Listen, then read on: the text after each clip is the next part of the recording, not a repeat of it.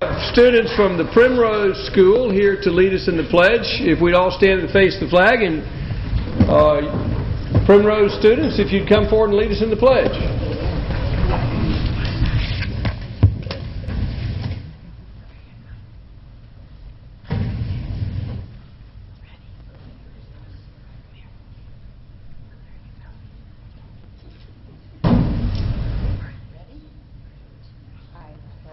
Allegiance to the flag of the United States of America and to the republic for which it stands, one nation, under God, indivisible, with liberty and justice for all. Great job. Let's have a hand for those kids. Good job, kids. All right, do we have someone with the Primrose School to tell us, to talk to us? Talk to you? Yes, talk to us. Tell us about these kids and the wonderful program y'all got. These are our Primrose. Come to the microphone. We have a microphone. I know you're a school teacher and you don't need it, but... All right. Okay.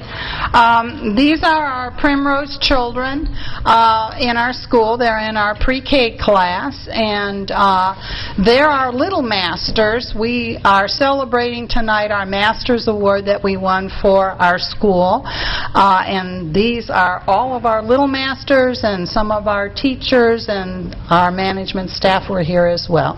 All right, my council likes to get their picture taken with beautiful people. So they would love to get their picture taken with these kids. Can we get our picture taken with you? Come on, council, let's get our picture taken. Okay, that would be great. Come on, I want you up here. Go right around here. It all starts here. This is the cutest picture we've ever had. Every month it gets cuter and cuter in here. This is going on talking. Thank you. Well, we oh, I mean, older.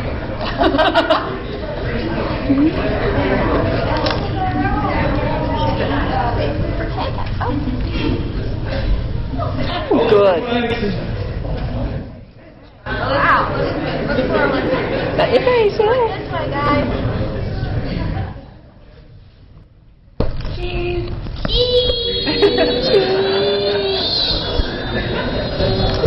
Fred, did you have sugar today? So excited.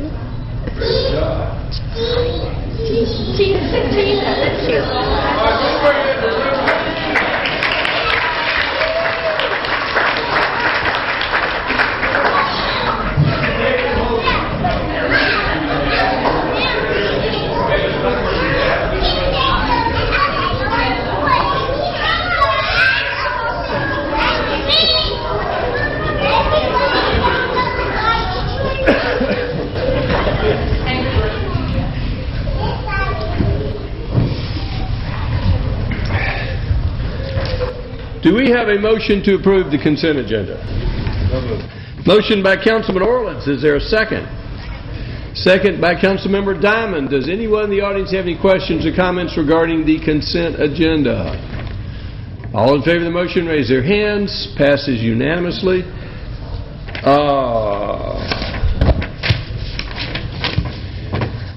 We have Councilmember Price is on the way, so we're going to defer the second. Oh, she is here. Councilmember Wynn is not present, so we're going to defer the election of Mayor Pro Tem and the synthetic turf fields until she arrives, and she is on the way? That's my understanding. My understanding, she's on the way. So with that, I'll call upon Councilmember Nancy Diamond with Community Development Liaison. Thank you, sir. This item is RZ 1206, the site plan amendment, northeast corner of Highway 92 and Hardscrabble Road, American Family Care, Crossville Hardscrabble LLC, land lots 188 and 249, and this will be presented by Brad Town. Thank you, Councilmember Diamond. This is an application for a site plan amendment located at the corner of 92 and Hardscrabble. This is an aerial photograph showing the property in question next to the lake across from the Target location. This application is requesting a site plan amendment. The original approved plan included a 2,500 square foot proposed bank. The applicant is proposing a medical facility with approximately 4,500 square feet. They also are requesting a parking variance to allow in excess of what would be included by code for an additional 21 parking spaces to service the medical proposed clinic. The Planning Commission, December 18th, recommended approval. Staff recommends approval of this proposed amendment with the 4 included conditions in your draft resolution. If you have any questions. Do you have a copy of the site plan to put on the overhead? I do, sir.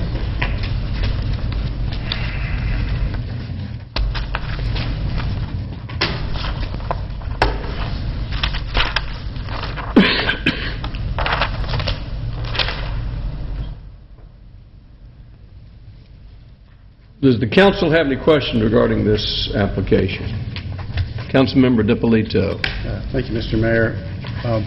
Mr. Townsend, do we know how much additional traffic that this use generates versus the bank that was approved?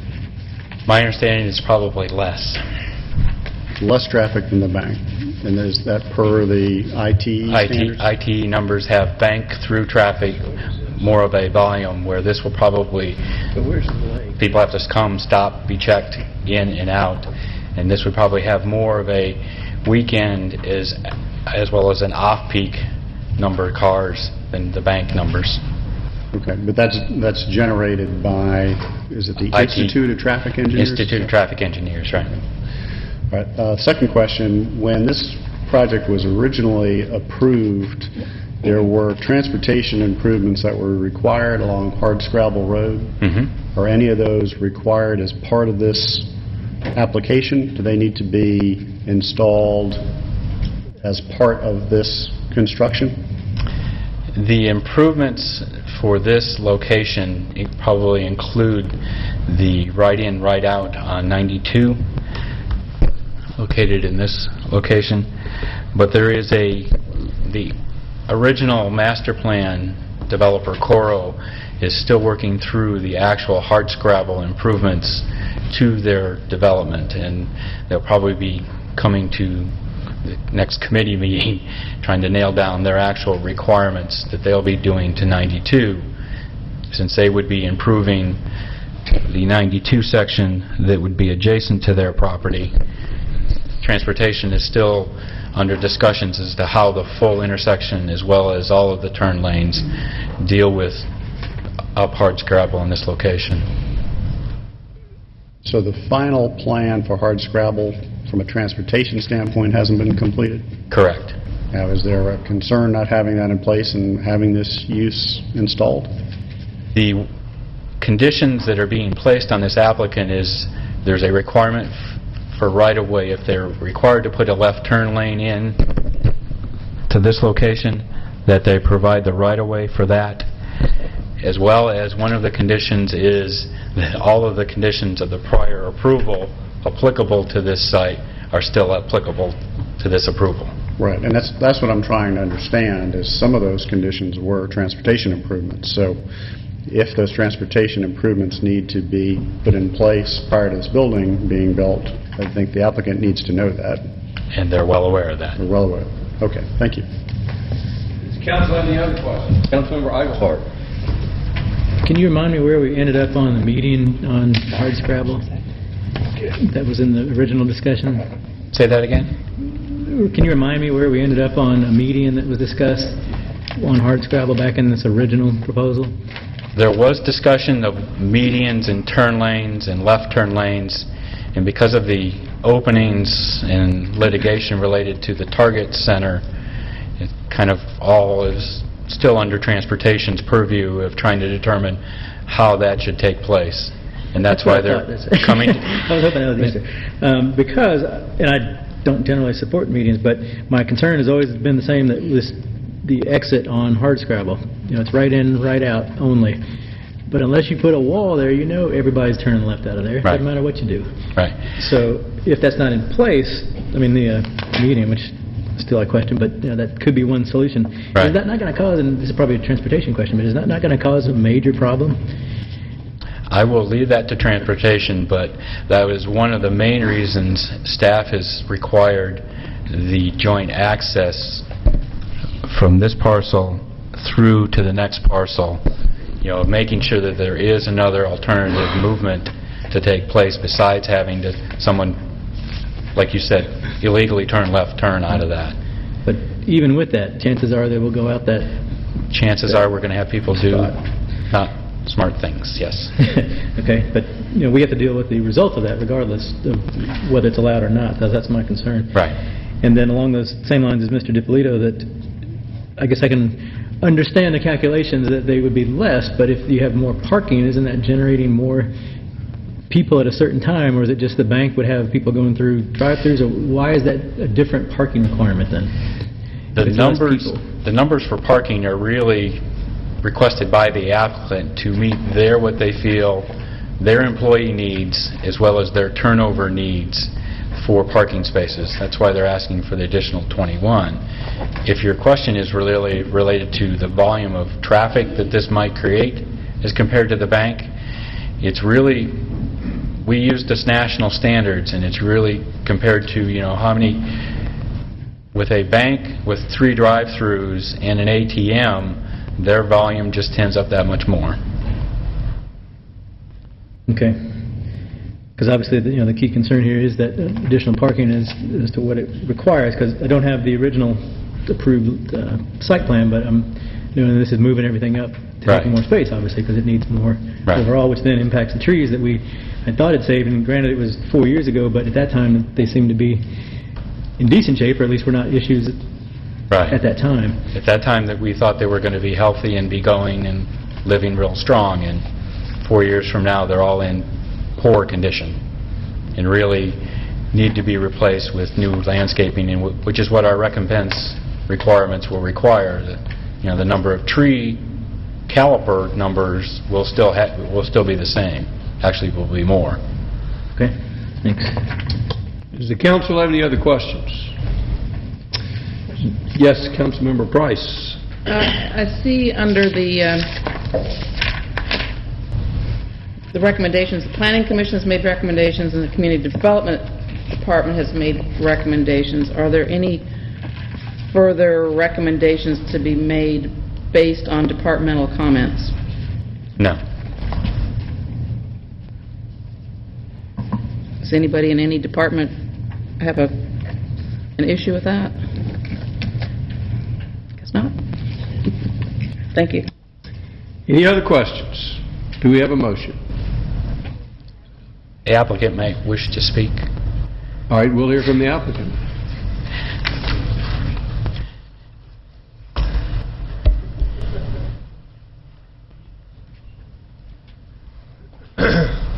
I'll be glad to introduce myself. I'll make it brief.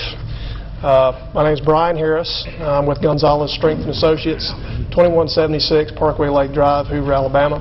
Here representing American Family Care. As Brad succinctly put, we are looking for a site plan amendment. I believe he's answered all your questions as we understand them. We do understand there are going to be roadway improvements to hardscrabble completed by Cora Realty, and we do understand that's a condition of our construction. Does the council have any questions for the applicant? Thank you, sir. If you have any rebuttal to any public comment, you will have that opportunity. Thank you. Does anyone in the audience have any questions or comments?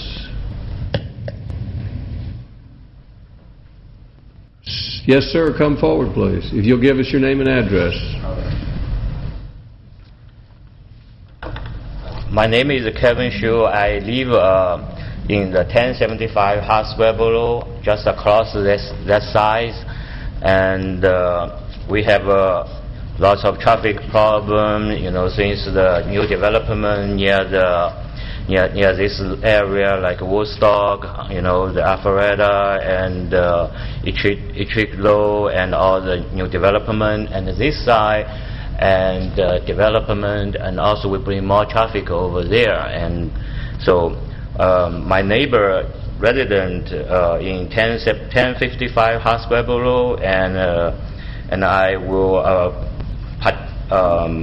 request for city to add that the right turn lane on that north side of the Hardscrabble Road, and to relieve the traffic, because there's more accident, there'll be more traffic come in, come out, and block the road. And also this side has increased that building size is increased from 2,500 square feet to that 4,500 square feet. So, and reduce the landscape area and destroy more specimen tree. So those are another issue I, consider about those. So I think this change will be a more effect on our neighborhood. Thank you, sir. All right. I appreciate you consider my, topic and maybe get some alternative way to resolve the issue. Thanks. Does anyone else have any questions or comments? Do we have a motion? Brad, can you put up the 4 conditions again, please?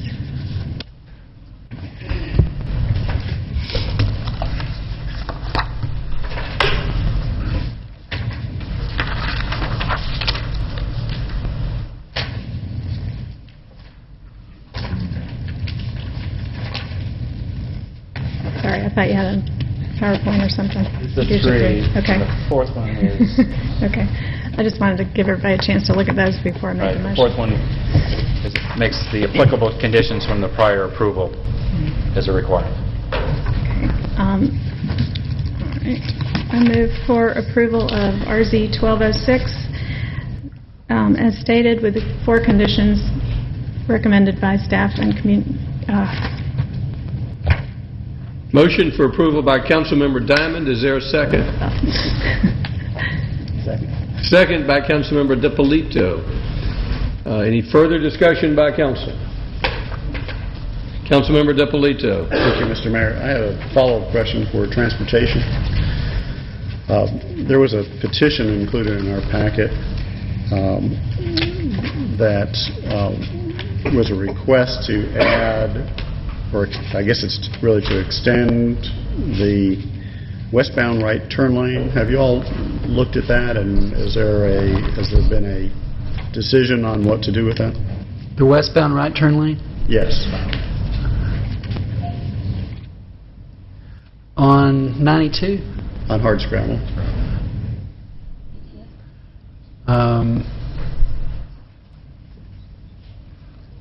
I'm not familiar with that. I'd be happy to look at it.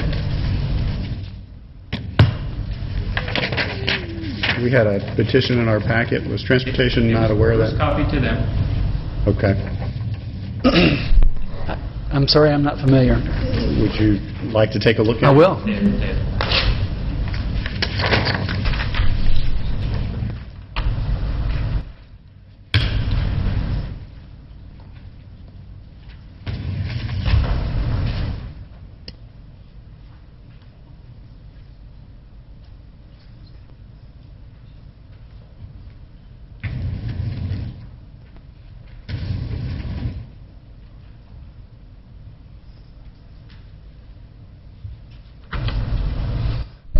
We're receptive to that.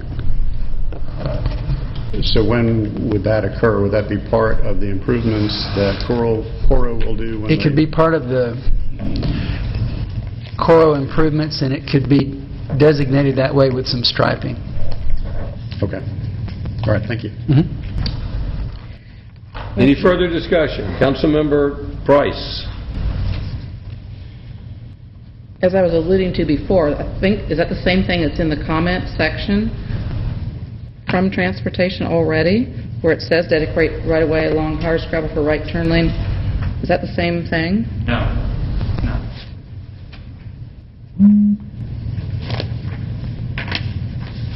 So are any of those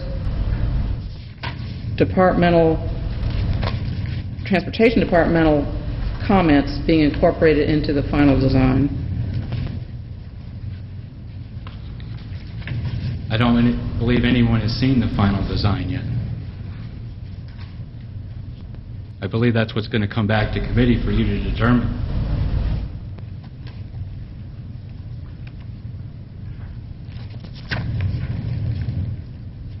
So all we're approving tonight is what?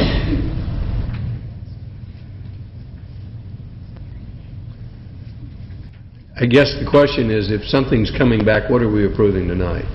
And what is coming back for clarification? Because I'm a little confused. What you're approving tonight is an amendment to the site plan to increase the square footage from 2,500 to 4,500. You're approving the variance to allow for the additional parking spaces. You're approving the site plan that the medical clinic is proposing, which includes removal of those in poor shape health specimen trees. You're also improving that if the turn lane right-of-way is required for this location, that they provide the additional right-of-way. That's what will be coming back, is whether or not that turn lane is required. That turn lane, as well as the rest of the improvements along Hardscrabble and the intersection of 92. Does the council have any other questions? Yes, Councilmember I want to Diamond. clarify, this is basically getting through the Parkway Village hurdles to determine whether they can go forward to go to the transportation issues. Yes. Thank you. We have a motion and a second. Any further discussion? All in favor of the motion, raise their hands. That is Councilmember Orleans, Price, Eaglehart, DiPolito, and Diamond. Councilmember Wynn, your position. I'm abstaining since I just So we have walked in. one abstention that passes. At this time, we'll return to the back to the printed agenda format, for a city attorney's report on the election of the mayor pro tem.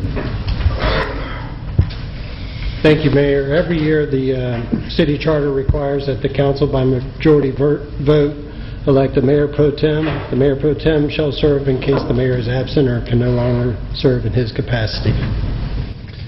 Do we have any nominations? Mr. Mayor, Yes. since it is an unwritten policy of our mayor and council that we go by seniority, the next person that meets that criteria is Councilmember Betty Price. Are you nominating Councilmember Yes, Betty ma'am. Price? The nomination by Councilmember Becky Wynn for Betty Price. Is there a second? Second by Councilman Orleans. Any further discussion? Any further nominations? All in favor of the motion, raise their hands. Passes unanimously. Councilmember Price, are you abstaining? Vote for yourself. Your husband does every time, I'm sure. So I think it's appropriate. Welcome. Congratulations on your election to the office of Mayor Pro Tem of the City of Roswell. I will try to stay healthy, but if I'm not, I'm sure you'll stand in and do a great job for me. Can I make a motion that you don't take any more vacations? No. That is out of order. Next, I'll call upon Councilmember Jerry Orleans, liaison to the Recreation and Parks Department. Thank you. Item on the agenda tonight from Parks and Rec is the approval for the mayor and our city administrator to sign a contract with Medallion Athletics for synthetic turf fields in the amount of $2,924,750. And I believe Mr. Keith Lee is going to be presenting tonight. Mr. Mayor?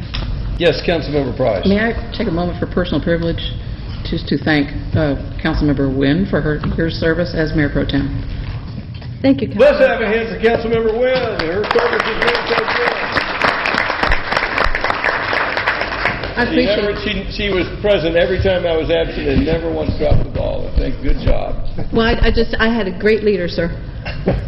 Thank you. Kayla, Thank you, you Commissioner. did a great job. Well, I wasn't going to name names, but if you want to bring that up, that's exactly who I was talking about, but that's fine. All right. You may proceed. Thank you, Mayor. Good evening, Mayor and Council. The item I have before you tonight is RFP 12-272B for synthetic turf. This RFP is for the design and construction of a total of 7 synthetic turf fields. The RFP requires the design of drainage, subbase, erosion and sediment control, and synthetic turf, as well as the installation of each of the above listed items. Accordingly, This project is approximately 50% construction and 50% related to the synthetic turf as a product. I say this because this RFP is also a design-build contract.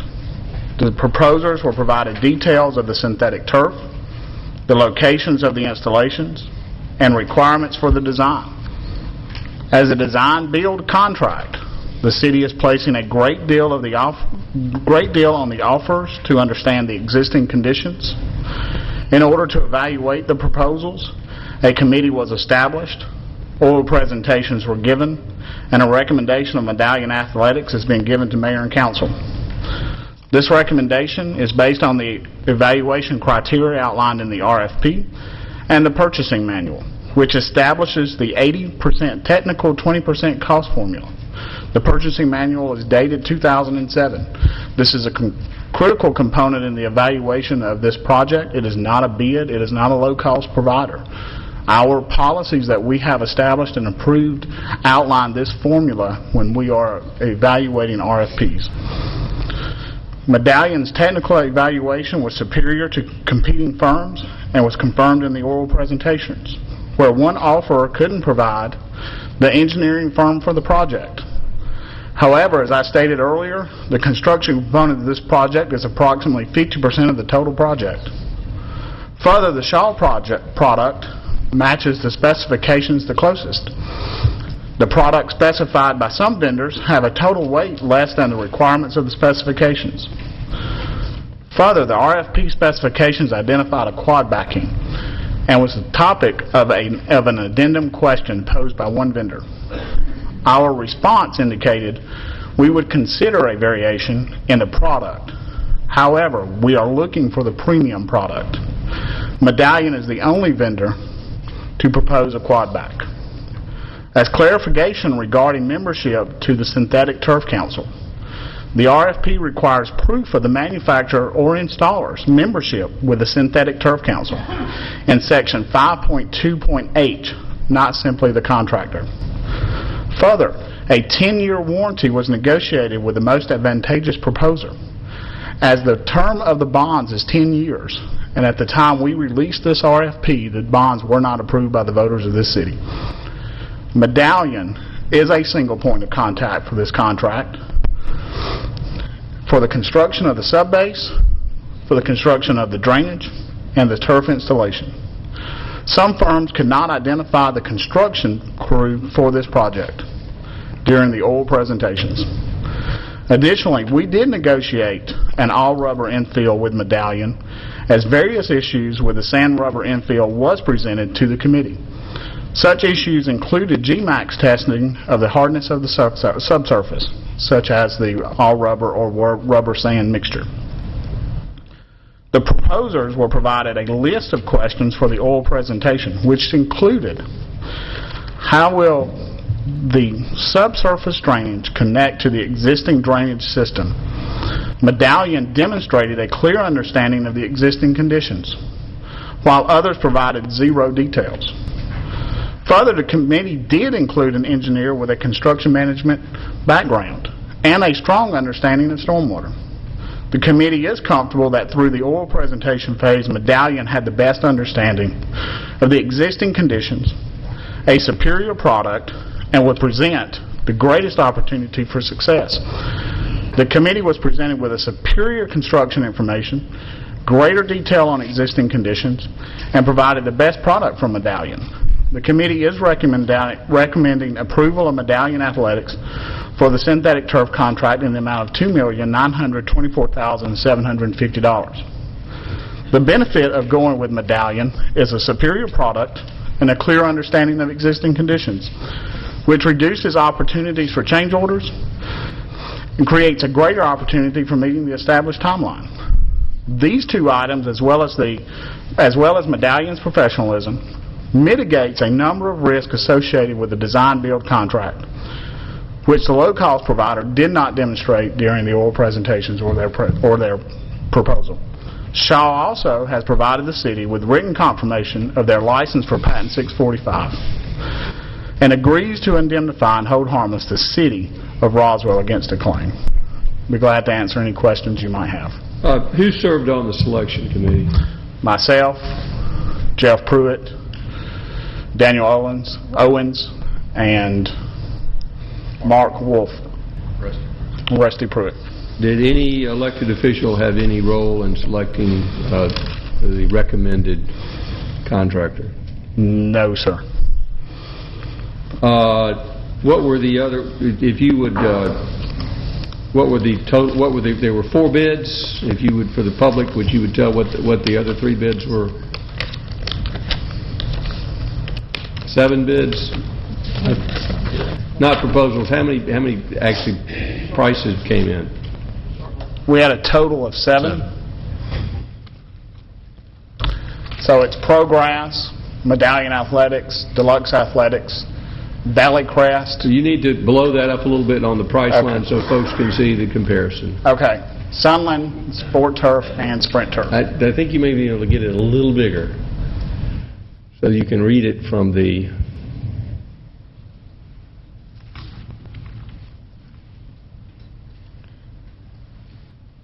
So the bottom line, which line are we looking at? The bottom line of the differences?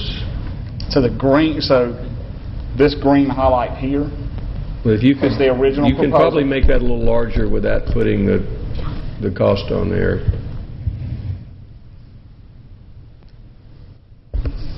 So the $3 million. Move it over a little bit so you can get that fourth. There you go. Thank Yay. you.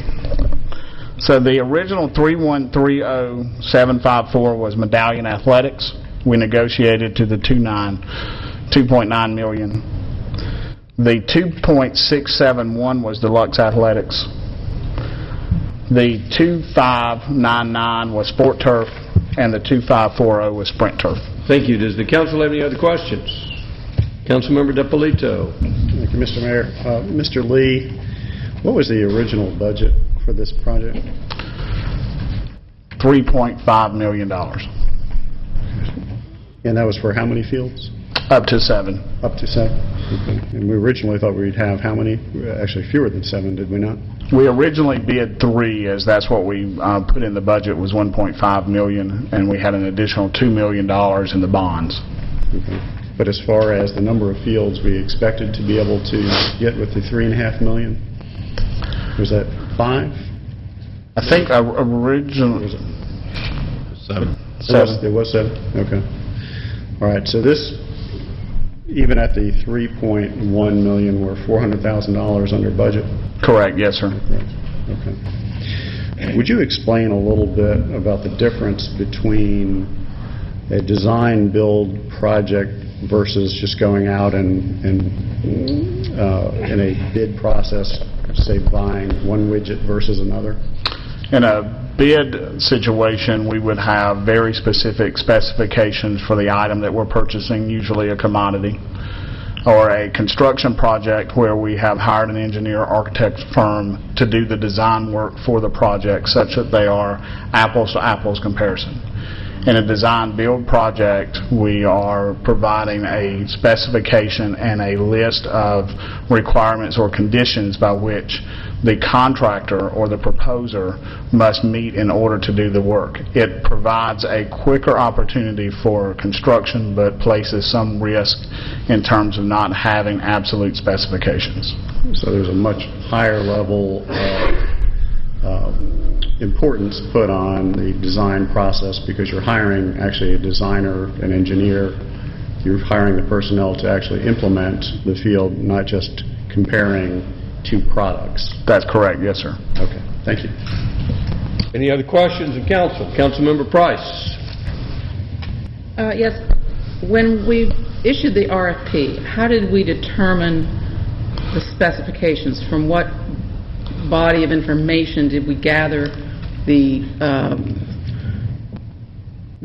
very precise specs? For instance, in the RFP, I noticed there's a 70-30, several places it's mentioned the 70-30 combination between rubber and sand, and I believe that's how the responses came in, although I don't know that because that hasn't been made available to us.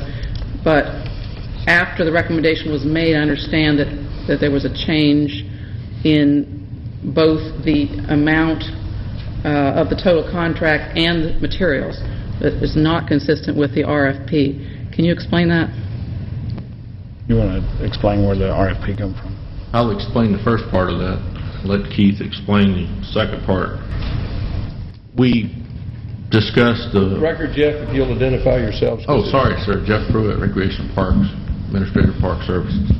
Apologize, sir. We worked with local municipalities, City of Alpharetta, Sandy Springs, Forsyth County, Gwinnett County, on previous RFPs, bids, RFQs that they have had since they already have synthetic fields in their park system. We also took trips around. Some of the committee members, not all of them, were able to attend and visited the various different types, even as far as Dalton. And we also spoke to their people that did the maintenance. We've discussed the school boards that were on the references of pretty much all of the applicants. And we did due diligence by visiting some of the sites and comparing, and then we compiled the information with the purchasing division of the finance department with Richard Brownlee and his staff, and we submitted the information and decided the best direction was to get it to an RFP. The material change would be from the 70-30 mixture of sand and crumb rubber infield to 100% crumb rubber infield. And that accounts for the cost reduction in their proposal? For part of the cost reduction, yes, ma'am.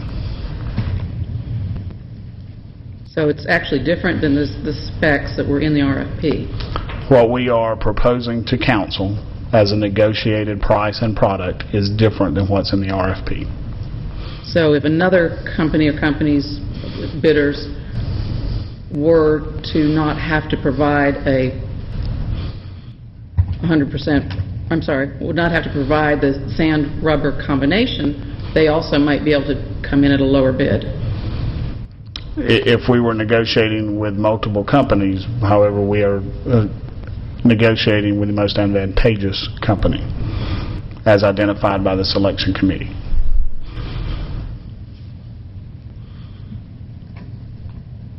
And I understand that's allowable under our RFP process. Now, on the score sheet, we have 4 people who voted in the final tally, but yet we understand now that there's 5 people on the committee. So was somebody absent at the vote, or? I believe Rusty was just participating. I don't think he was an official member, as Richard indicated earlier. And did our city engineer have any input into the decision? Mark Wolf participated as an engineer for this project. Was our city engineer consulted? Yes, ma'am. I ran the specification by our city engineer and community development. At what point? Before we sent it out, I had a discussion with Gene about the project and specifications to look into, and that's why the committee felt it would be better to have another engineer on staff take a look at some of the submittals for the sub-base. She must have forgotten that, because I asked her Friday morning. She said she was not asked for any input. It was a conversation we had. Well, it may have been a while ago. She may have forgotten. Yes, ma'am. Now, one of your items under the PowerPoint that you presented to us at committee meetings, and we've had this come up now at 2 committee meetings, one of the items that was in favor of your recommendation was that the entity you selected had performed more than 9 million square feet of turf installation. And that seemed like an odd number, since most of the numbers in the RFP were related to numbers of fields. So it had to do with some little calculations, but it turns out, comparing just websites to websites, that at least one of the other applicants had actually done 40 million square feet of installations, which is more than 4 times the entity that you recommended, and it's just struck me odd that the entity that you recommended was given 100% on that score, and the other entity that had 4 times more experience in numbers of fields was deducted. Can you explain that? It could have been reference checks. It could have been the way that they presented the data.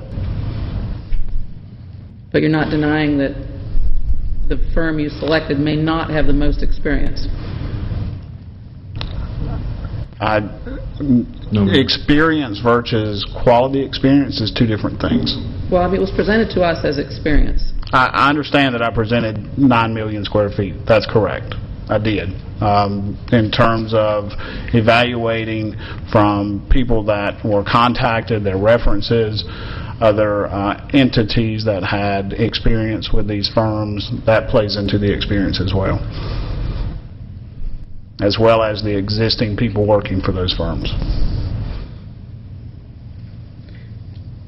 And I looked through the RFP. I'm not sure I saw a specific reference to herringbone, or did that just come up later? I mean, it's been there.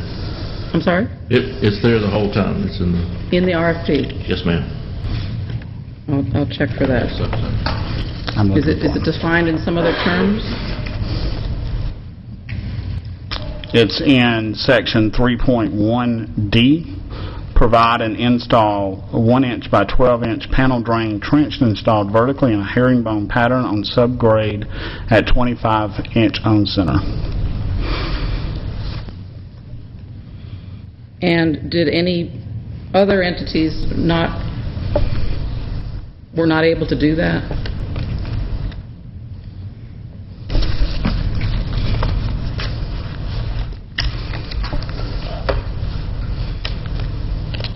I guess what I'm getting at is when we look at a sealed RFP, which basically an RFP is defined as a formal competitive sealed bid process whereby the technical aspects are determined first before the sealed bid is open. Was that process followed? The bids were maintained at all times by the purchasing division. They were not distributed to any member of the committee. In terms of exactly when they were open, I can't provide you that time frame. But based on my matrix, all firms except one provided a herringbone, one provided a V-style install. There was another issue in the RFP. There was request for 8-year warranty. And I think there was some discrepancy about what the respondents were willing to do or could do prior to the awarding of the recommendation. I think it was 8 years is in the specification. That is what we received from all vendors at a minimum. We did negotiate 10 years. It is consistent with the terms of the bond, ensuring that the life of these products will be the 10 years of the bond. Also, I noticed that there was a change date in the RFP with 24 hours notice being given to respond. What was the reason for that change date? You're talking about RFP 2, where we changed the due date? Yes. I didn't receive a hard copy of that, but I did see it online. We issued 2 addenda. One was issued on September 13th. The second was issued on September 25th. The due date originally was September 28th. In the addenda that we issued, number 2, we moved that to October 4th.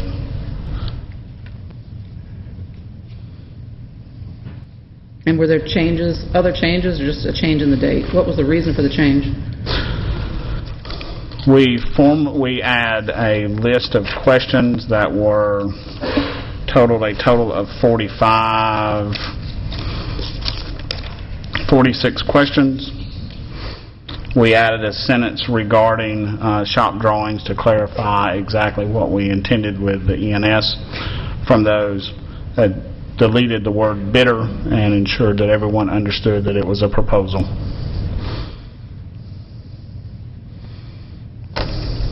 What was the method of how the scoring sheets would be tallied and evaluated? Was that clear in the RFP? Yes. The RFP outlines the 3 components of the scoring.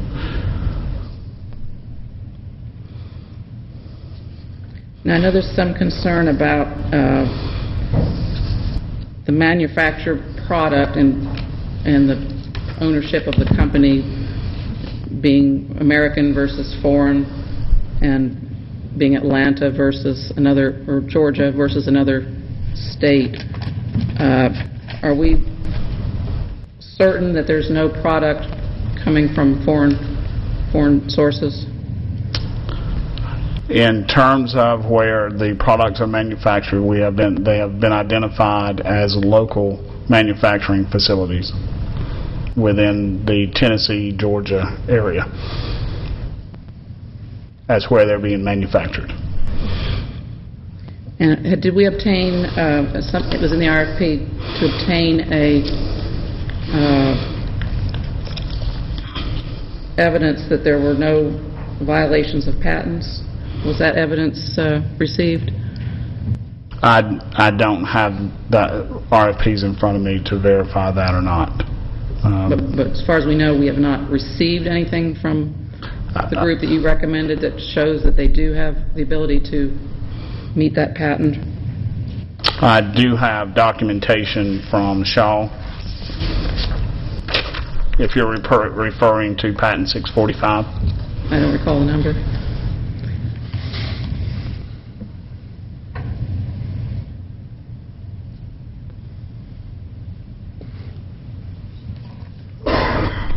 This is a letter provided to the city from Alan McDonald, the Intellectual Properties Counsel for Shaw Industries, regarding the license they have purchased for patent number 645.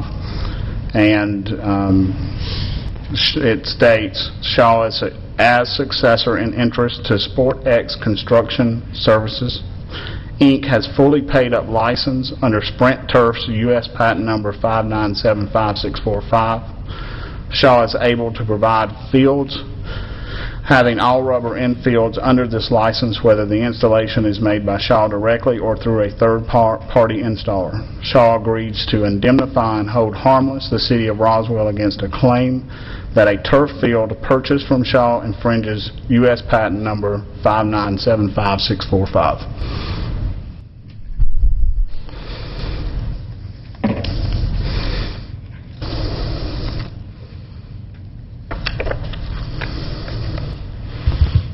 And did we also confirm whether or not all proposers are members of the Turf Council? We have confirmed that Shaw is a member of the Turf Council. Under 5.2.8, it says manufacturer or installer.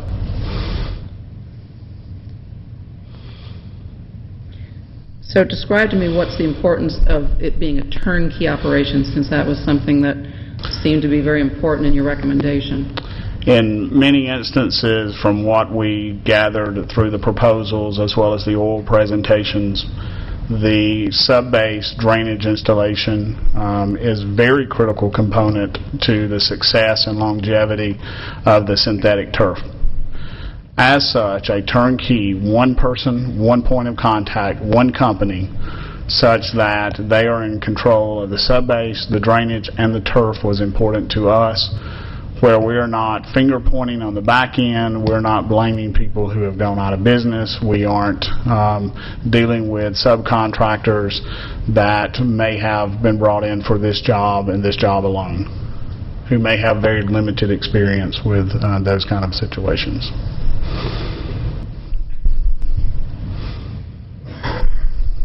But yet the point of contact of our turnkey operation is not a member of this Turf Council, which seemed to be very important to put in the RFP. The Turf Council is a manufacturer's council. It certainly keeps the manufacturers abreast of what's happening in the industry, what changes are taking place, what is the direction of the synthetic turf industry, if you will, as well as setting the minimum standards for their products. That could be explained better by someone other than myself, but that's my understanding. Okay, are you the chair of the evaluation committee, or who was the No, chair of that? I've just chosen to speak, that's all. Okay, was there a chair of that group? No, we did not establish a chair. So the process is well-defined, that who collated the scoring sheets? The purchasing division.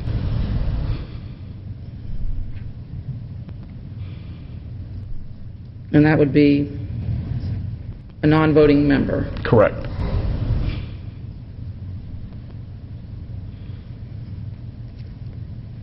And the 4 voters were the 5 people mentioned with the exception of Rusty. Correct. Okay, that's all I have right now. Thank you. Thank you. At this time, we'll hear public comment. If you've got any questions or comments, we'll recognize you. There is a 5-minute limitation on your comments. K-Love will keep the time, and if you would give us your name, if you'd like to speak, raise your hand and give us your name and address. Come forward, sir.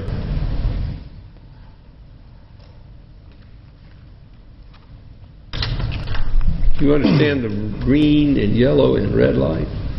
Excuse me? Do you understand the green, yellow, and red light? Yes, I think I do. Well, Kate, just for the folks who are following, if you could explain that. Thank you, Mr. Mayor. Good evening, sir. The 5-minute time limit, the green light will come on when the 5 minutes commences. You get a 2-minute warning, and the yellow light will go on when you have 2 minutes remaining, and then the red light will go on when the 5 minutes has expired. Okay. I'm John Bogosian. I'm with Sprint Turf, 900 Circle 75 Parkway in Atlanta. I'm here to speak in opposition of the recommendation you have here that you're voting tonight. While we understand Council's inclination to follow staff's recommendation, there are several factors that should cause the Mayor and Council to question whether the staff recommendation was flawed due to a lack of expertise, or the staff recommendation had a predetermined bias towards their chosen vendor. Sprint Turf participates in approximately 400 bids annually, and we never have once seen a project of this scope evaluated without an expert such as an architect, especially when staff has never evaluated an artificial turf project. Some reasons to pause and question the staff recommendations are as follows. Number 1, of the 4 finalists that you saw, the medallion proposal is $500,000 to $600,000 higher than any of the other 3 bidders. 3 out of 4 experienced companies cannot be wrong. 2, staff claims no one meets specifications. First of all, the RFP had multiple inconsistencies in the specifications, resulting in various requirements for the same parameter. The staff cited an example of Sprint Turf not meeting the herringbone drainage pattern and product weights. This is not only false but borders on the untruthful. Sprint Turf pioneered the herringbone system, also known as the V drainage system, and the product weight is exactly what was called for in one of the mentioned specifications. Besides, this is a fully bonded job. If specifications are not met, the city would have a bond claim. Sprint Turf has never had a bond claim in its history. 3, staff claims their choice, the highest price choice, is a better product. None of the quantitative lab tests show that. Besides, with a 10-year comprehensive warranty, how is $500,000 premium justified for a better product? This is the reason that 90% of the municipalities have an architect develop the specifications and bid the job. Also, Sprint Turf has an extensive real-world record that should trump inexperienced opinions. Locally, Roswell High School, Fulton County High Schools, and Forsyth County High Schools have had Sprint Turf in the ground for several years with great results. Nationally, Sprint Turf has over 900 installations, including the Philadelphia Eagles, Kansas City Chiefs, University of Montana, University of Pennsylvania, and on and on. Number 4, Sprint Turf has a license agreement with Shaw Industries for the all-rubber system being specified at Roswell. Per the licensing agreement, Shaw reports to Sprint Turf all Shaw installations using the raw rubber license. Per the latest December 2012 report, not a single one of these Shaw all-rubber installations were performed by Medallion. Staff did not disclose this. Staff did not disclose that the fiber supplier Tincada is involved in a massive lawsuit with the largest turf company, Field Turf, for alleged failed fibers. Fieldhurst has dropped Tincada as a supplier. Sprint Turf has no history with fiber failures. Staff did not disclose that being a certified member of the Synthetic Turf Council was a prerequisite for bidding per the RFP. Medallion did not meet this requirement, should have been disqualified. There are serious patent issues. Shaw did not bid this project. The patent licensing agreement with Shaw has several restrictions on sub-licensing, including getting Sprint Turf approval. The city obtaining an indemnification only gives the city the ability to pursue reimbursement, not relieve the city of liability. The staff bid tab is mathematically incorrect. The Medallion submission was 23% higher than Sprint Turf. Their points for price should have been penalized by 23%. Instead, the way the formulas were applied, they were penalized by 19%. Correcting this knocks them out of first. Even with the perfect subjective score and inaccurate price calculation, Medallion finishes 6 points ahead out of 1,000 points, and this is being valued at more than $500,000. This is a flawed analysis. As you can see, there are ample evidence that the staff recommendations are flawed. While we understand that it is important to get these fields installed so they can be used in early spring, we also feel that it is important that a fair, unbiased process be utilized to get Roswell residents the best value for their money. We urge you to vote against the proposal to award this contract to Medallion Athletics and consider a new proposal to rebid this project using an independent architect to develop a consistent specification for an RFP or bid. We feel an expedited process can be implemented, and if Sprint Turf were chosen, the main fields could still be installed by the end of March. We believe this approach will save the taxpayer hundreds of thousands of dollars while providing Roswell with high-quality, fully warranted fields.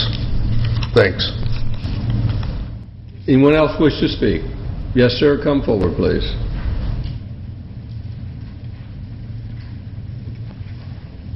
My name is Trent Moore, 2650 Boulder Creek Drive, Roswell, Georgia. First, I'd like to thank the mayor and council. I'm sorry? Use the microphone a little better. Yes, sorry.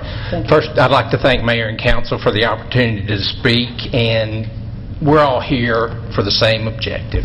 We're all here to see my city get the best artificial turf fields they can get for the best use of my tax dollars. Okay? First of all, I would like to point out that as a Roswell resident, I believe that I have the right to communicate with my elected officials. I have not, nor has Sprint Turf communicated with staff, as the city's attorney sent us a letter today stating that we had. I would like to express my objection to being told that I cannot contact my elected officials.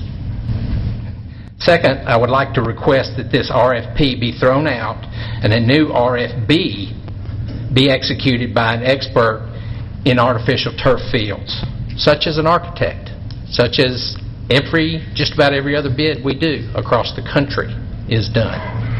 Your staff is a great Parks and Rec staff. They've never bought or installed an artificial turf field.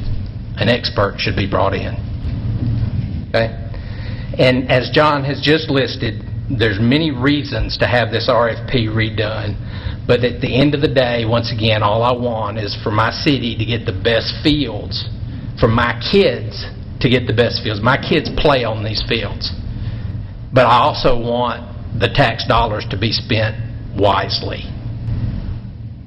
Thank you. Anyone wish to speak? Yes, sir. Come forward, please.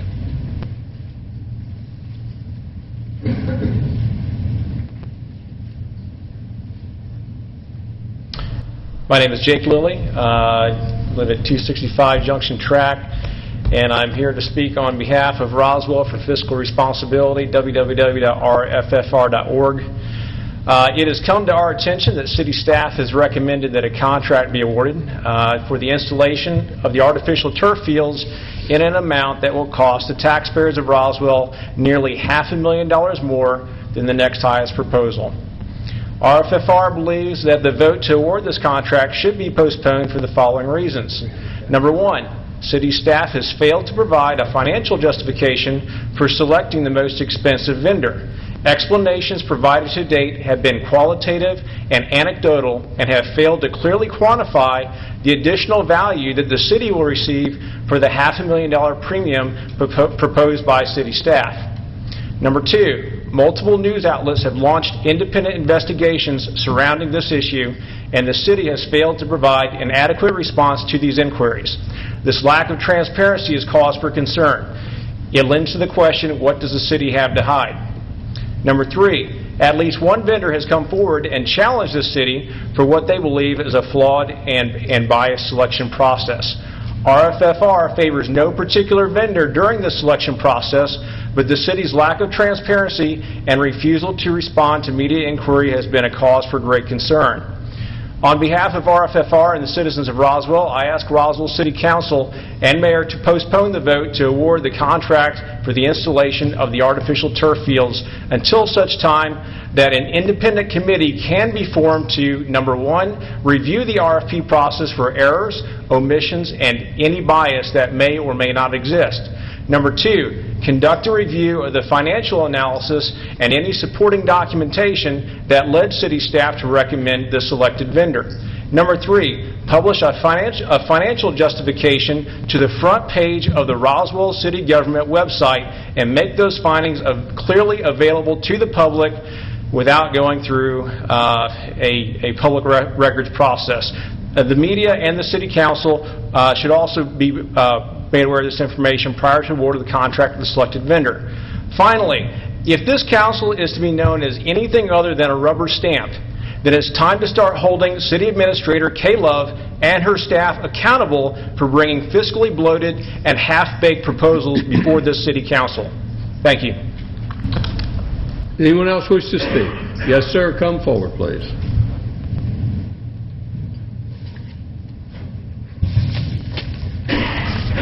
Good evening, Council. Thank you for the opportunity to speak. My name is Matt Broughton. I'm with Medallion Athletic Products, 150 River Park Road, Mooresville, North Carolina.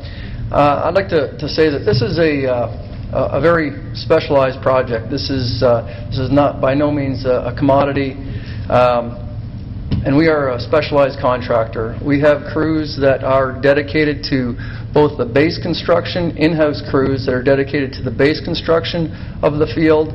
We have crews that are dedicated in-house contractors that install the turf itself. We have project managers. We are a member of American Sports Builders Association. We have project managers on staff that are certified field builders through that organization. We have partnered with Shaw Carpet. We feel that Shaw Sports Turf is the leading turf manufacturer in the industry based on their quality of construction, their financial stability as a company owned by Berkshire Hathaway, and the R&D and quality control that they implement are second to none. Roswell went through an extensive evaluation bid process, which Medallion participated in.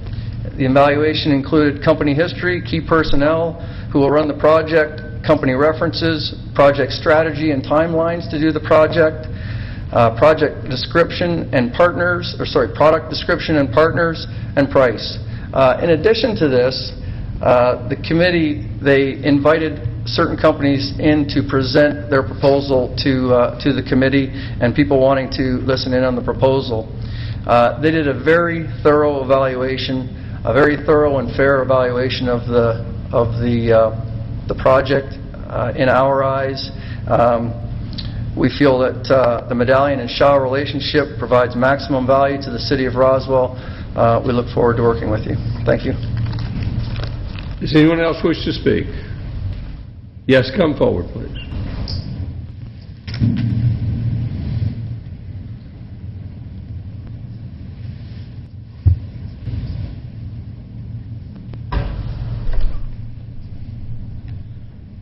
My name is Emil Walsek. I live at 760 Gable Ridge Road in Roswell, and I'm a resident. I'm not a vendor. I'm not associated in any way, but I was disturbed to learn about the the vast difference in the quotes. And as a businessman, I buy contracted out projects all the time.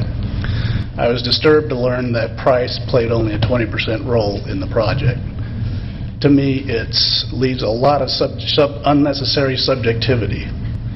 That would be the equivalent of me awarding a project to build my house based 20% on the price, as opposed to 80% of the vendor. So from that standpoint, I think the process probably needs to be reevaluated in the way that it's done with that kind of a scope. I think there's too much subjectivity involved. With that many vendors being that much lower, I don't see how it can be, anybody can conceive of it being any other way. Thank you. Does anyone else wish to speak? Yes, sir. Come forward, please.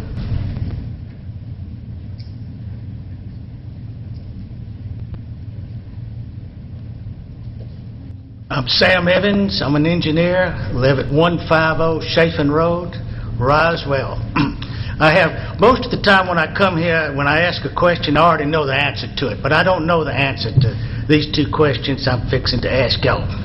The funding for these, well, let me make a statement first. I do not know any of the players involved. I've never run into them. I don't know who they are. But I have a question. Part of the funding for this project comes from bond money and from other sources. Is that correct? Yes, sir. Okay. Now, the bidding process, did it meet the bonding requirements? Yes, sir. Okay. That's number one. Number two, the contract that y'all are going to vote on to award tonight or not, is it $1 more than another contract? No. It's, in other words, this contract it's about $380,000 more than another contract. More? More. Is that what you said, sir? Kay, what was the differential in the price? I believe it was approximately $380,000 more. More. Okay. Thank you, ma'am. I request, I'm a taxpayer, and I request y'all to rebid this thing. Start over again. Don't waste $300,000 of our hard-earned money. Thank you very much. Does anyone else wish to speak? Yes, sir. Come forward.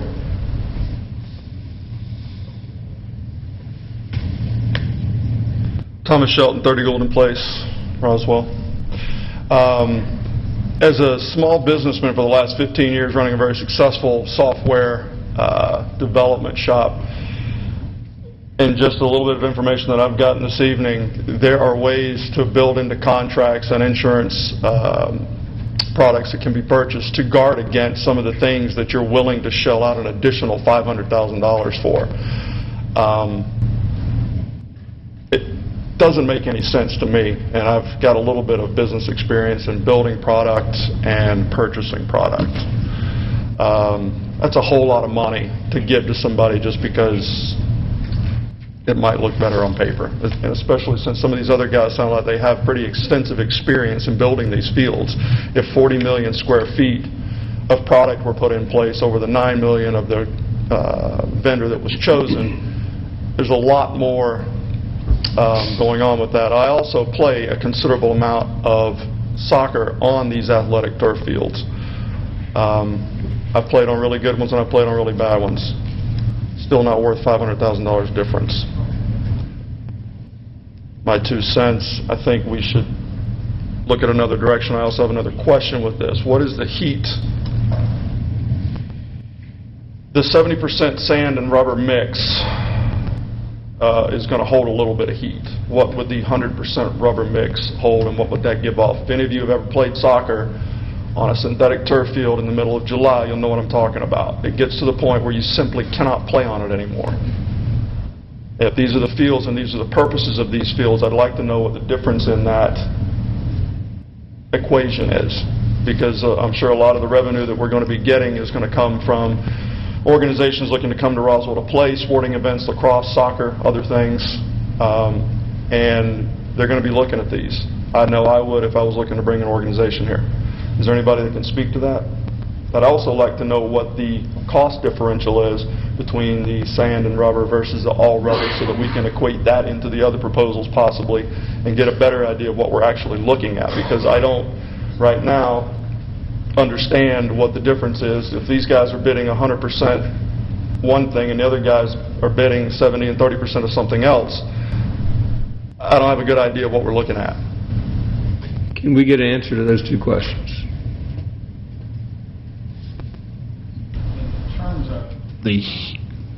In terms of the heat, I'm not sure that we were provided information regarding the difference between all rubber and 70-30. The sand would be at the bottom of the mixture in terms of the crumb rubber and the sand as a infill product. So I'm not sure that it would retain any more heat than the all crumb rubber infill. We do have the heat reduction material proposed, and it will reduce heat up to 14 to 17 degrees at the high end of the temperature chart. Point of inquiry. Yes. If we're asking a technical question, can we have somebody answer it who's appropriately versed in that? Perhaps even the recommended entity or the another entity that can before we answer call it? anybody from the floor, I'm asking, does staff have an answer to that question? That with the technical, do you have the technical expertise to answer that question?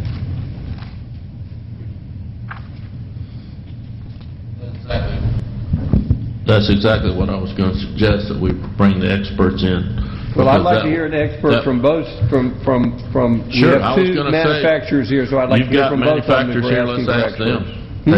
We got both manufacturers here, let's ask both of them. We can invite both manufacturers to come forward and if they can give their response to that question. And what was the second question? The price differential. We're not looking at the same thing up here. Are we looking at the same thing or are we not? I've been confused by that. No, sir, they all were given the same thing. The all rubber infill was brought up after it was narrowed down. Right, but you said that was a price reduction in what you got from the chosen provider. But the price comparison was based on the 70-30 split. The screen shows that there was a price reduction and after that. But let's see if we can get these two experts to come forward and give us the answer. If I would like to invite a representative from each of the bidders. If you'll give us your name and who you represent again. Jim Watts with Shaw, 3984 Palisades, Maine, Kennesaw, Georgia. The technology that was chosen was obviously a heat reflectant type technology, and it's up to 17.5 degrees cooler. Up to, meaning that it's a variance in between the two. I think the question had to do with the infill, sand and rubber versus just rubber. And Keith was very correct in the fact that there is no proof that 100% rubber is any hotter than the 70-30 because the sand does settle on the bottom, especially over a couple of months when everything settles down. So your sand would rest at the bottom, your rubber stays at the top, and at that point you're not going to have any exposure to the sand because it's going to be on the bottom of the surface. So there is no temperature increase because it's 100% rubber. Is there any, in the industry, apparently there's a difference between sand and rubber versus all rubber other than price. What is the difference between the two? Well, the sand itself obviously makes it a little firmer, a little more of a stiffer surface. The sand makes it stiffer. That's correct, yes, sir. So it's really a matter of preference. That's correct. It's a lot of matter of preference. That's correct. Thank you, sir. Yes, sir, come forward.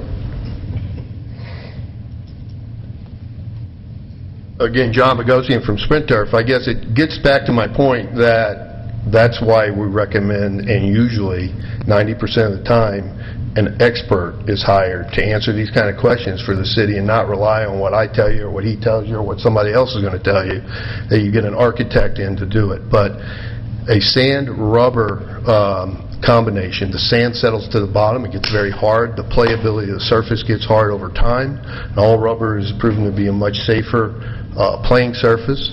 As well as that, softer. As well as that, it gets, sand is an abrasive. You imagine taking sandpaper against fibers, it's going to wear it out. So the durability of the field isn't as long with a sand rubber infill system. As far as the heat reduction, the proposals that we have are all involve a heat reducing technology that all of the submissions have that same too, which is about 15% lower in temperature than without it. Is there a difference in the cost of the sand rubber versus all rubber? Yes, there is. There is. And you can go back to the original one that showed 3.1 versus 2.5, and that difference is the same. We've not had the opportunity to be able to negotiate our costs down. So the all rubber is less expensive than the sand and rubber? Yes, it is. Thank you, sir. Does anyone else have any questions from the audience? Questions or comments from the audience? We're about to ready to close this public hearing. Come forward, sir.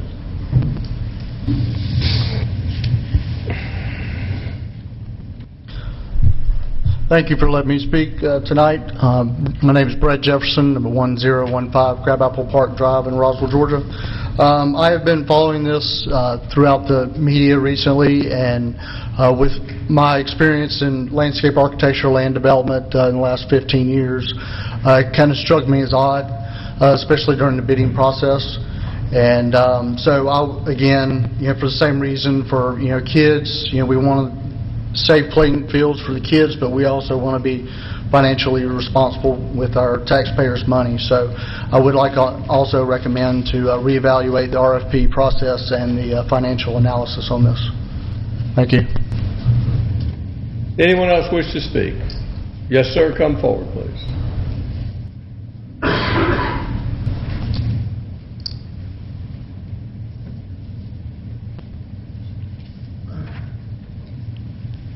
Lee Fleck, Martin's Landing. I think you can probably answer some of my questions as I go along one at a time. I'm not going to take a lot of time. One of the questions I have is I want to know if there's going to be any private school use of these fields. The reason I ask that is because the potential of student athletes and cleat usage might have a negative impact on the warranties. The next question I have... Can you answer that question? Yes, sir. Yes, sir, there will be. Can you tell me what schools? We enter into agreements presently with Cottage School, Chrysalis School,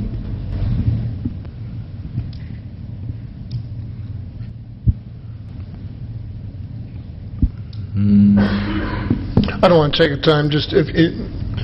There's that possibility. You can forward me that information. Okay, now, next thing is, I assume we are talking that these, that while there is drainage, I assume this is drainage externally, that we are actually talking about impervious surfaces, are we not? These fields impervious surface? No, sir, they're pervious. They're pervious. Water drains through... Does it? And down through the surface to the... And then there's a drainage system underneath, as I understand it. Correct. Okay, good, thank you. Next thing is, in this year's budget, there is a capital allocation of $1.5 million to be spent over the next 10 years at $150,000 per year to lease synthetic turf, fields, surfaces. Is this part of this project, or is this a separate project? It's part of the project. Mrs. Love could explain the finances. Please. The amount of money that was placed in the budget from the general fund was to install the first 3 to 4, depending on how the pricing came back, fields. So the money would be paid back to the general fund over the life of the fields, but it would be spent out of the general fund to begin with.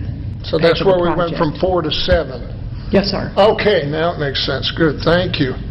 And that pretty well does it, but I think there have been a lot of substantial questions raised by several people tonight as far as the bidding process that I think you ought to reconsider. Thank you. Does anyone else from the floor wish to have any questions or comments? Seeing no hands up, we're going to close. This time we'll entertain either further questions or further discussion by council. Councilmember Diamond. I'm not sure if this is a Lee or a Jeff question, but can you talk to me more about the demonstrating of a level of understanding of our specific property and the specific turf they're going to be working on? That seems to be a linchpin in this whole decision-making process, was the oral presentation where they demonstrated that they knew the specific property. Yes, ma'am. Part of the RFP process was mentioned the specific fields within the park system, and suggested that each one of the vendors go out and take a look so they would be familiar with the fields that they were submitting proposals on. The committee felt that after all the submittals were received, standard procedure usually is to narrow it down to a smaller number and bring back in. So thus we brought back the 4 in. We got with the committee members and came up with a list of 10 or 12 questions that we asked the proposals to include answers to, that we really were not sure that they covered in the original submittal, and therefore we asked them to provide that in the information in their presentation during the oral presentation, so they could tell us, on top of whatever reason they wanted to have, to tell us why we should choose their firm, but also include those 10 that we as a committee felt may have been unclear throughout the proposals on those specific 4 that we required back. And you felt like there was a significant difference between the applicants? Yes, we did. As a committee, we started the process, as Keith did a good job explaining the RFP process, and we were unaware part of the procedures that the city has in effect is that we do not know the dollar figure. We work with what submittals are turned in, and we take it and go through it and see if it meets the RFP or the RFQ process, and then we get together as a group and then narrow it to 4, 3, whatever the process requires or whatever our directed officials choose us to do, and then we move from there. Thank you. Councilman Orleans.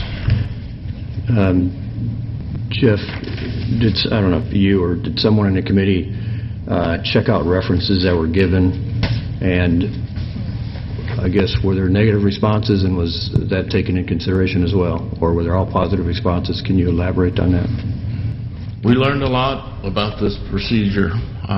There's a wide range of comments in this industry that we found out through surrounding municipalities as well as school districts. We discussed them with the contacts that we were given, and as well as outside contacts that other individuals had given us. And there were some negative comments, there were some positive comments, there were some that said if I had to do it all over again, I wouldn't use this particular firm or this particular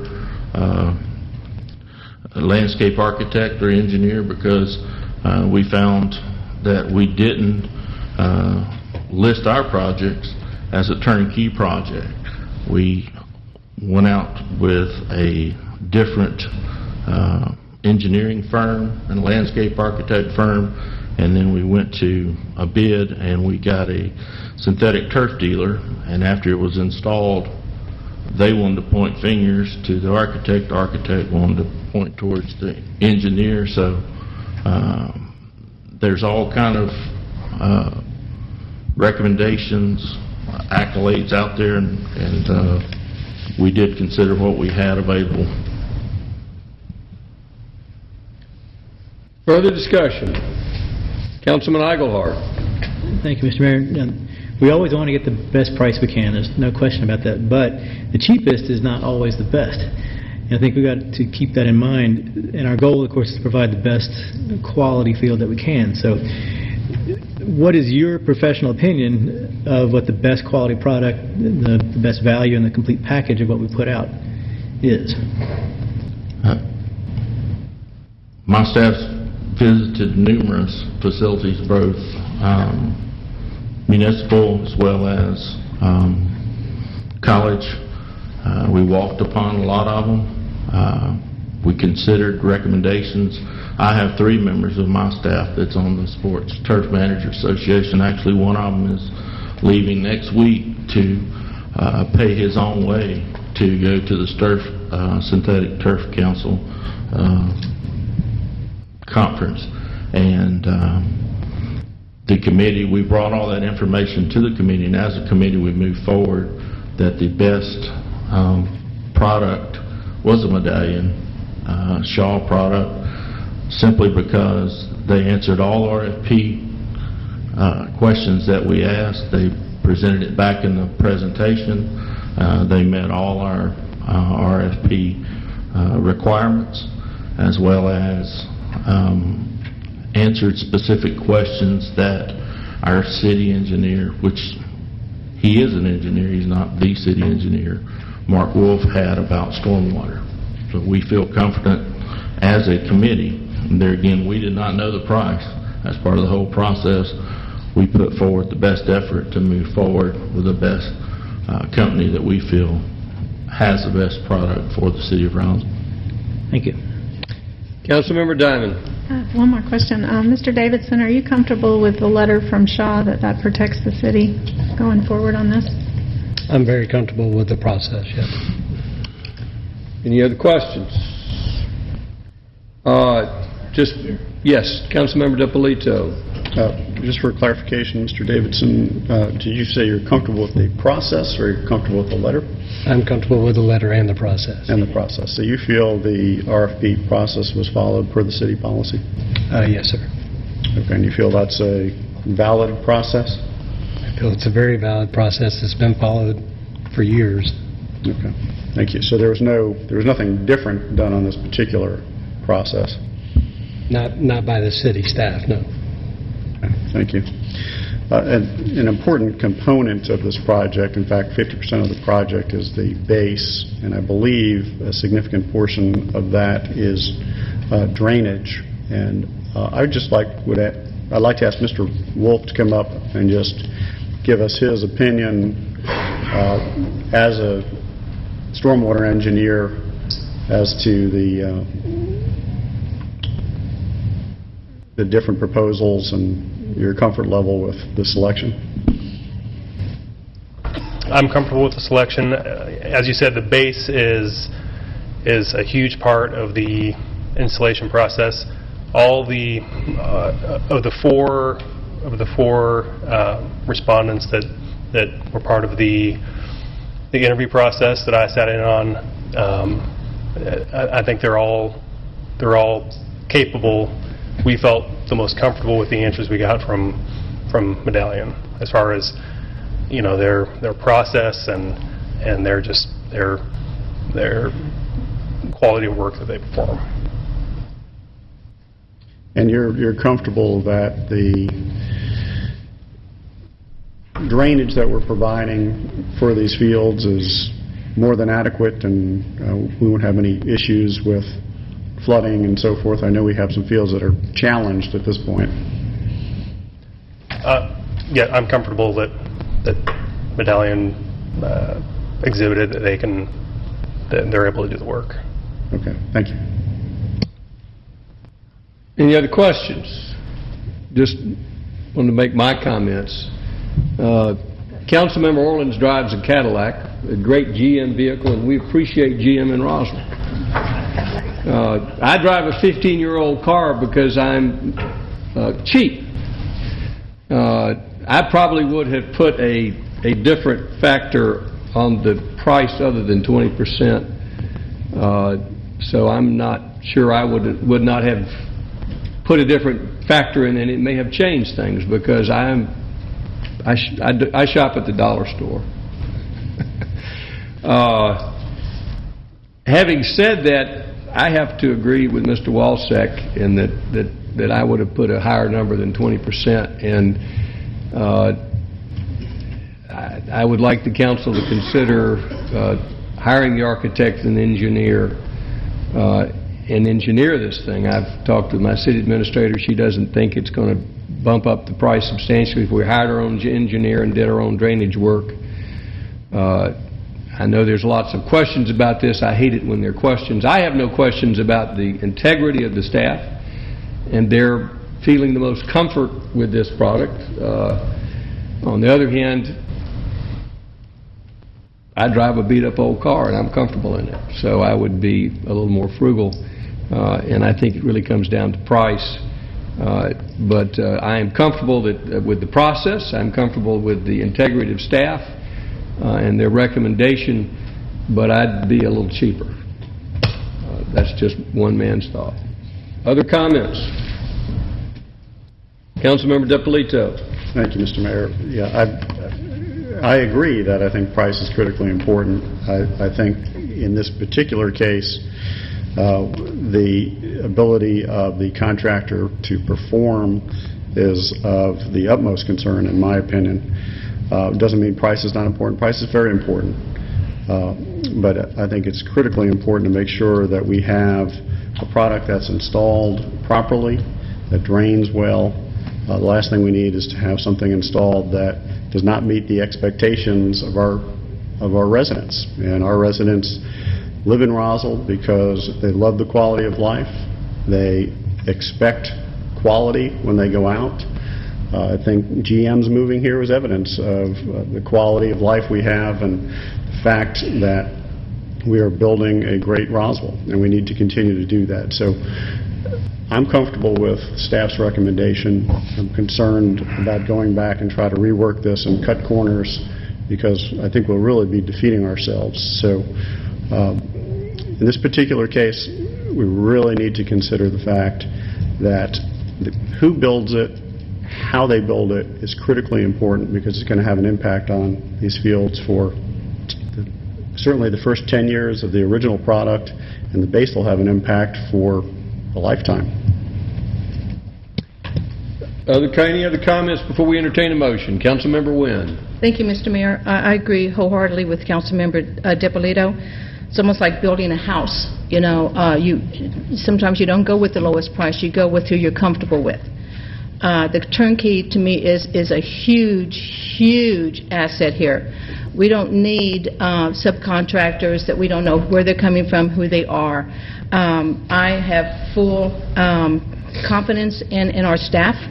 I think that they did a great job. This is not the first time that we've awarded a contract that was the lowest in price, because we always look for quality.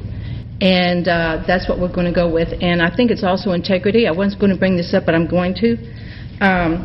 Sprint Turf tried to cut a backroom deal with the mayor yesterday. That kind of brings to me the integrity of that company.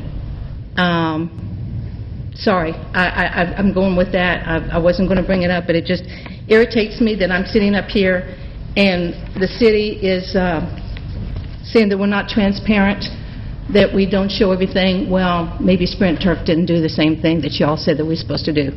So I will be going with staff's recommendations of Medallion. Thank you. For the record, I have had no communications with Sprint Turf. No, just the email. Just the email, sir, that he said.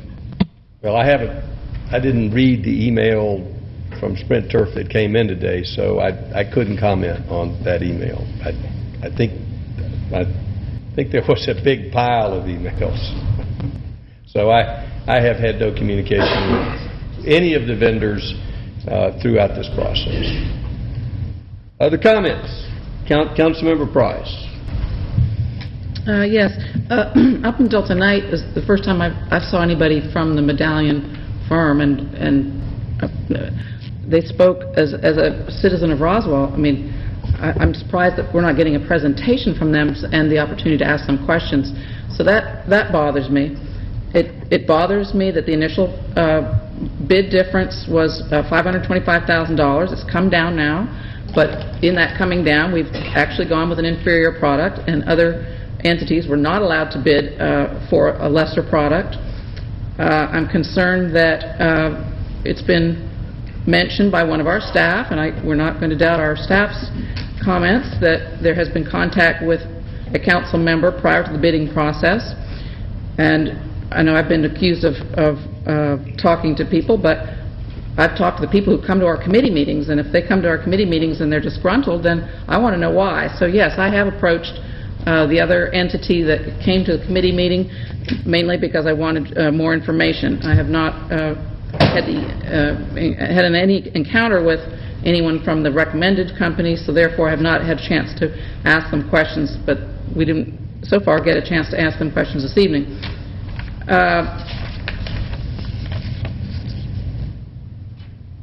I still didn't get the answer. Was the bid opened before the technical assessment was made? Do we have an answer to that question? I do not have an answer as to exactly when the cost proposals were opened by the purchasing division. My answer to the cost and who had knowledge of those costs, it only resided in the purchasing division. Is anyone representative of the purchasing division here? No, to answer that question? He is not here, no. I didn't realize that was a question before tonight. Okay, I'm also concerned, that's all I have for you, I believe, Mr. Lee.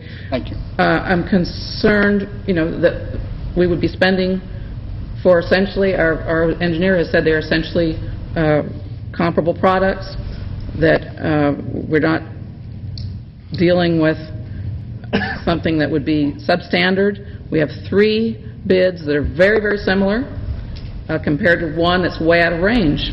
And that one, way out of range, if you were in the Olympics, the high judge would be thrown out. And I just think it's out of range. I think any of the other 3 would be fine. We've brought them to the point where they were asked to come back, and a great expense for all these companies to do an RFP. It's a whole lot more complicated than just a bid, and that's why I'm surprised that the specs seem to be a moving target. The specs seem to be designed to only favor one entity because the Legion 46 trademark was the specifications of the product that were utilized, and one of the competitors was off by 0.7 ounces per square yard. And I'd really be surprised if anybody could hold a square yard of one material in one hand and one in the other hand and be able to tell you that this one is 0.75 ounces heavier than the other one. But yet, that's the reasoning that we've been told, that the competitor did not meet specifications. That, to me, is not significant. But if that's a term that you want to use, a criterion that you want to use, then that, to me, is possibly disingenuous. We've been told that taxes are going to have to go up next year by our city administrator on numerous occasions. Not true. I've heard her say it several times. Well, I cannot speak for the city administrator, but the city administrator may speak for herself, but just for the public, that is not my intention. I'm sorry to interrupt, Councilmember Price. The city administrator has not said that taxes need to go up next year. There has always been discussion since 2003 that at some point the city would have to make some decisions about levels of service, about the millage rate, and about expenditures. But the city administrator has in no uncertain terms, Councilmember Price, said that taxes need to go up next year. Well, maybe Councilmember Price, I'm not looking for an argument between you and the city administrator. No, I understand that, but on taxes. Let's stick to the subject. Right, but at the same meeting where we were talking about this differential of $500,000, it was said, well, we're probably going to have to raise taxes within a year or so. I'm not sure the exact details of the comment, but that's been brought up at several meetings over the last few years since I've been on council. It's always been, well, we're going to have to either raise taxes or lower services. I'm not sure what lowering services means. If it means not being able to go with a bid that's over $500,000 more than comparable bids. 380. Well, it's 380 now, but because of that negotiation, other people were cut out of also bidding down to give an inferior product. or a lesser quality product, or less expensive, let's say that. I mean, it could be used in different ways in different fields, but it is a less expensive product that was negotiated after the recommendation was made, which is fine. Our RFP allows us to do that. But do we, the council, want to accept that and say, well, is there anybody else who could also meet that, and again, give us a cost savings? If you look at the total price of this project, you say we have 88,000 citizens, approximately, just for rough numbers purposes, let's say we have 50,000 tax units in the city. That's $70 per tax unit a person would be paying in the city to have this project done. It would be $60 per unit if we went with a lower bid, and there are 3 opportunities to do that, 3 choices to do that. First of all, I think most people would take the $10. The other thing is there aren't that many people in the city that find that this project is going to benefit them. So it's a very select number of people who are going to benefit from it. And I'm not saying that it's not a worthy project. I think it would be very beneficial economically and for a lot of reasons to have this availability of artificial turf. On the other hand, to this extent of an expenditure in this upcoming budget and our bond process, it's very, very expensive. We've talked about other ways of using $500,000. There are a lot of ways we could use $500,000. We could put in a pedestrian bridge on the east side that would allow the kids that go to the several schools that are on the north side of Holcomb Bridge Road to come across to the neighborhoods that they live in. That would only cost $250,000. The value of this amount of money is huge. We could put in a number of sidewalks that have been requested. We're way behind in being able to keep up with that. We could start some of our right-of-way acquisition and design work for areas in the city and transportation that haven't been able to be done this year because of the failure of the T-SPLOST to pass. We have a lot of projects on hold for lack of finances, and those things would benefit a lot of people. And roadways, anything in transportation, benefits basically everybody because pretty much everybody uses a car. Not everybody uses turf fields, and I'm just not sure that the differential of $10 per what I'm calling tax unit makes sense. And certainly it's going to be a high price tag for this project that we've determined worthy to have. So I think at the very least we ought to relook at the process with respect to the percentage in the evaluation process based on cost and rebid this project. Any further comments before we entertain a motion? Councilmember Diamond. First of all, I'd like to thank staff for not, I was waiting for an audible groan when people suggested that we go with whatever you suggest all the time, because I know that you don't feel that way most days. I think what we're missing is the part that we can't necessarily tell. The reviews on these products, the reviews on these people, and how people feel after the fact are very important. If we come back 5 years from now and we've got problems, this is not an amount of money that's going to show up. We can lose that in a hurry trying to repair a problem. So we have put the staff through the mill on this one as much as others, and they can name you the ones where we go against them and they don't feel like we've made the right call. But we have sat down and talked to these people at length, ad nauseum, I'm sure in their view. And I'm just not ready to take a chance when there are people out there telling us that this is our best option, who have had experience and who have dealt with these people. To do this anything less than the Roswell way of the first-rate way, I'm as cheap as anybody, but I'm not. We are $500,000 under budget as we come into this, and to try to skimp on it to save money that could easily be lost later on, I'm just not ready to do that.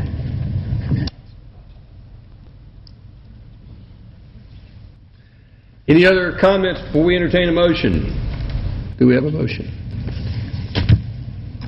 I guess it comes to the Parks and Rec Department, doesn't it? I'm not sure what you were trying to get to with your analogy of the 2 cars, Jer, but I've always purchased my quality cars as a used product so that I get the best value for the price. and I need to cart around clients where I know you usually cart around your puppies with you in your car. So I'm not sure what you were trying to get there, but I always look for the value for the money with my purchases, without a doubt. There's nothing ever easy sometimes in this job. That's why they pay us the big bucks up here. The only reason we're here is to make decisions. Some people find that fun, others find it a real tough thing to do. And I have to, we've had some discussion on this whole artificial turf through the bond referendum proposals, and I can even remember some caution that Mr. Fleck has voiced in the past. So one of the things that I said to staff before we got this started was, I want the best job we can get done. I said this in committee. I don't want to have a problem 3 years from now, 5 years from now, 7 years from now. So my direction was to look for the best value, the best product, and I had learned from other schools that I'm familiar with that put in artificial turfs, and some of the issues they came up with, and some of the suggestions they made as well. And this was even before my conversations with staff. Some other sources even, and this has nothing to do with any of the bidders here, I have no idea who did it, but some other sources even was talking about certain fields that when it rained heavy, they had issues. So my whole direction was, we want good product, we want it to last 10 plus years, we want it put in correctly. I know the installation, the irrigation are very, very important, more important than coming down to even the little green thread that's on top. And I had concerns on price as well. I think this council, over the years that I've been on it, has always taken a very, very diligent, very serious viewpoint on prices of anything we've done. But again, we've always tried to do quality in the city. So basically, I've discussed with staff. As Jer said, I don't think there's any improprieties. They have tried to do their job in the best way possible. They have investigated it. They have gotten references. They have looked at presentations. Presentations were different. Some people knew exactly what they're talking about. Others didn't. So bottom line is, we want a good product. We want a good value and a good price. And I move for approval of item number 3 on the agenda tonight for the city administrator to sign a contract, or the mayor, with Medallion Athletics for synthetic turf fields in the amount of $2,924,750. Motion for approval by Councilmember Orlins. Is there a second? Second by Councilmember Wynn. Any further discussion by council? All in favor of the motion, raise your... Yes. I just want to state for the record that within the last few days, received by the city has been over 3 dozen emails asking us to delay this vote, and I think that would be extremely prudent.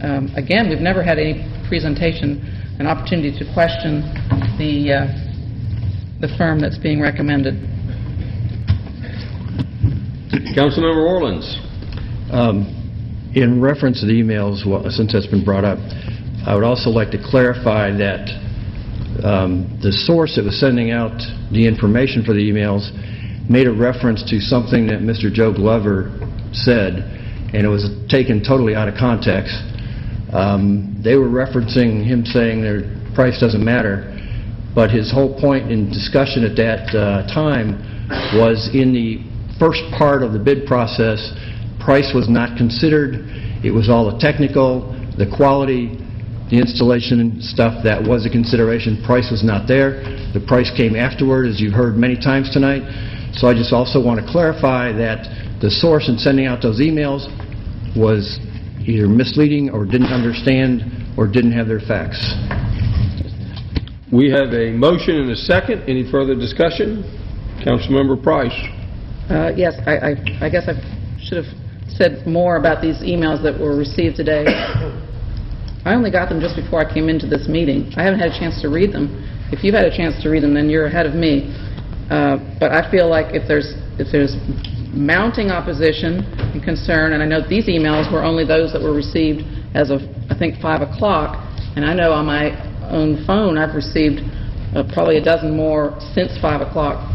I think we owe it to those people who are concerned that we don't rush into this. I don't know what the rush is. I know we'd like to get these fields in. I know there are tournaments coming, and there are reasons that it would be nice to get this project completed, but I also understand from at least one group here that this can be done in a rather expeditious fashion if we make sure that we're truly doing the right thing and not rushing into it. So I would recommend that we defer.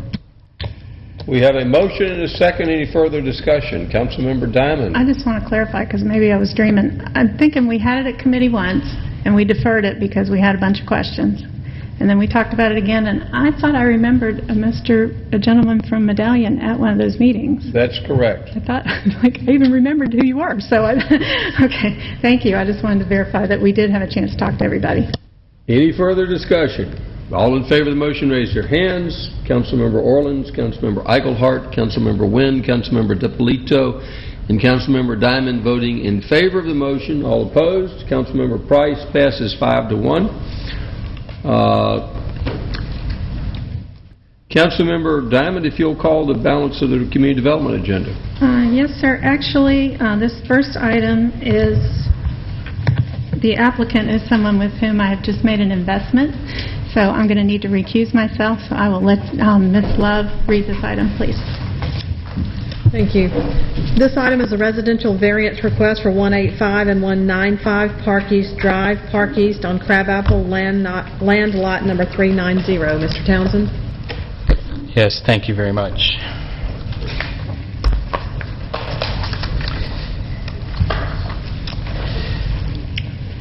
This is a request for a variance from the open ditch requirement of 40 feet for 158 and 159 Park East Drive. This is on Crabapple, Park East subdivision on Crabapple. This is a look of the open ditch that is just behind the sidewalk on Crabapple. This is the location. You can see the head wall indicated in blue. The red line would be the 40-foot open ditch, or 40-foot setback requirement. The applicant is requesting the green line, which would be a 20-foot, so they're asking for a variance of 20 feet. Some background on this application: the real purpose for the actual open ditch is to take water from the improved intersection when this subdivision was required to put in a left turn lane on Crabapple. That expanded that intersection, which created more impervious area, and that, in essence, created the open ditch requirement. So staff would recommend approval of the proposed variance. Does the council have any questions? Councilman Eichelhardt. I realize this isn't that big a deal. We're only talking 2 houses moving up a little bit, but frankly, how hard is it to move those things up above that red line? Well, you're moving it closer to the house on the one on the left, and the other one, you may have to shift it up a little bit, but... Yeah, the real impact from the homes is because they're on a cul-de-sac also, so they're pie-shaped, and the width of the homes really narrows down. What is being proposed here are just proposals as to what their standard units that they would fit on the lots. They're really getting impacted by the back of the lot not being able to push the home back to, an additional 10 or 15 feet. Right. I guess I just get tired of hardships that are created by the developer themselves. Was this hardship created by the developer, or was this hardship created when we expanded the... Kind of both. We required the intersection to be improved with the additional left turn lane, which required the additional water. There's 2 catch basins with the requirement also of the sidewalk located in that area. So it's the water off the road. Very little of the water for this drainage ditch comes off of the subdivision. So a lot of this is coming off of our right-of-way. Off of the right-of-way, correct. Councilmember DiPolito. Thank you, Mr. Mayor. I believe also this is the second developer on this, is it not? So Third. Third developer? Third. So it's gone through multiple hands since the Yes. original plan. What is the developers out there? What is the reason for the 40-foot dimension? Is there any rationale for it? Is it just an assumption of how much space I you have need? tried to find the history of that.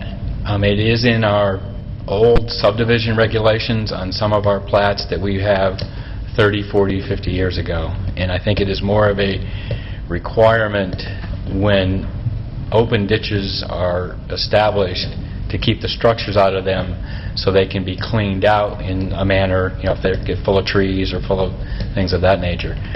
I asked the city engineer to analyze this. She has no problem with the 20-foot requirement, and she would recommend approval of it also. Other questions? Councilmember Price? Oh, Councilman Deputy Lawyer, you finished? Yes, I just wanted to clarify. So they'd be moving the fence as well? Yeah, they're proposing to move the fence a little bit back, too. But the fence has no bearing on the open ditch? No. Does it? Okay. No. All right, thank you. Councilmember Price? Yes. What is that square box that's on the red line? That's a proposed garage. I mean, they have not sold that lot. They're just trying to provide, one of their models has a detached garage in the back, so the garage doesn't face the street. So there's a garage on the house, and this is a separate garage, or? No, that's a detached garage for that unit. Completely detached garage. Right. I mean, that's not to say that's what would be there. I mean, it depends on who wants to buy the property and, what So design. the point is that garage couldn't be there with the existing setback. Correct. Any other questions? I'll get you after I get a motion. Do we have a motion? I would move to approve the residential variance request for 185 and 195 Park East Drive. Motion to approve the variance by Councilmember DiPolito. Is there a second? Second. Second by Councilmember Nguyen. Is there any questions or comments from the floor? Yes, sir. Come forward, please.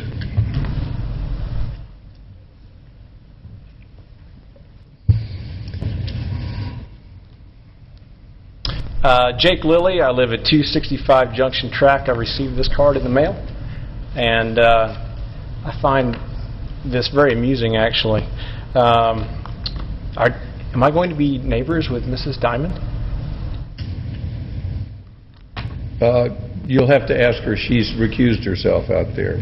She is moving. Okay. Well, I'll make building that a house. assumption, which is I think very ironic that I am a staunch libertarian and juxtaposed against maybe the poster child for centralized planning. But here's my position. We've become conditioned to accept that society should exercise control over that which it does not own. Fortunately for Mrs. Diamond, I do not subscribe to that same philosophy. I believe that a man, or a woman in this case, ought to have the right to make use of his or her property as she sees fit, free from societal claim or government intervention. Therefore, I ask the council to grant the zoning variance at the request of the owner. Thank you. Does anyone else wish to comment? Yes, sir. Come forward, please.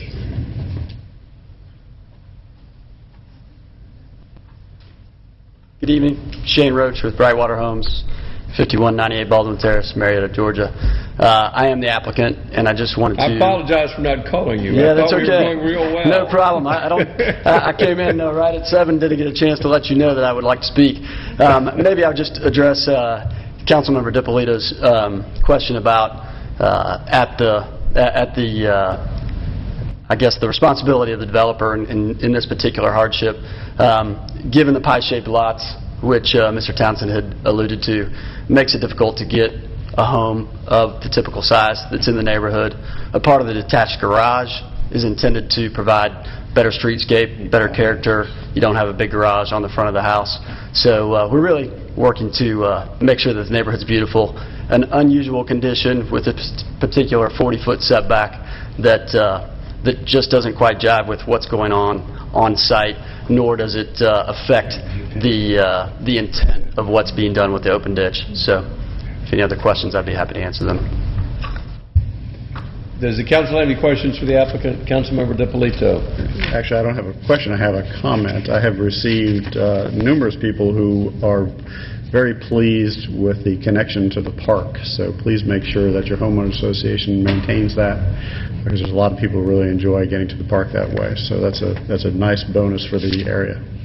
Thank you very much. We appreciate it as well, and it will be landscaped in the spring, so should be very nice. Thank you. Thank you, sir. Thank you. Does anyone else have any questions or comments? We have a motion and a second. Is there any further discussion? Councilmember Eichelhardt. Just real quick, so people don't wonder why I would vote for it, but after what I said, but in this particular case, I think it's not that big a deal, as I said, but I do think you could redraw it not that hard. But if the engineer is happy with it, then I'm fine with it. Any further discussion? All in favor of the motion, raise their hands. That passes unanimously with Councilmember Diamond having recused herself. This time we'll call upon Transportation Department Councilmember Betty Price. Mr. Mayor? Yes. Since this next agenda item is in Willow Springs subdivision, I live there, I'm going to err on the side of caution and recuse on this vote. All right, you may Thank you. take a break. Thank you, Mr. Mayor. The next item is approval of a resolution to abandon the City of Roswell portion of the old Turner Road bed. And I don't know that Councilmember Nguyen is going to derive any benefit from that one way or the other, but if she'd like to leave the room, that's fine. Mr. Asenbrecht. Thank you. May I first be the first one to congratulate Madam Mayor Pro Tem Betty Price. Mr. Mayor, members of the City Council, this is a request from the Willow Springs Homeowners Association to abandon the City of Roswell portion of the old Turner Road bed. This includes an area of 642 feet long, 30 feet wide, or about 19,260 square feet, that is the western one-half of the right-of-way. The boundary is set as the center line of the road. The right-of-way is adjacent to the Willow Springs Community Park and is requested for passive park purposes. It is heavily overgrown, and there's no plans to reestablish this roadway. I've got a graphic here just to orient you. So,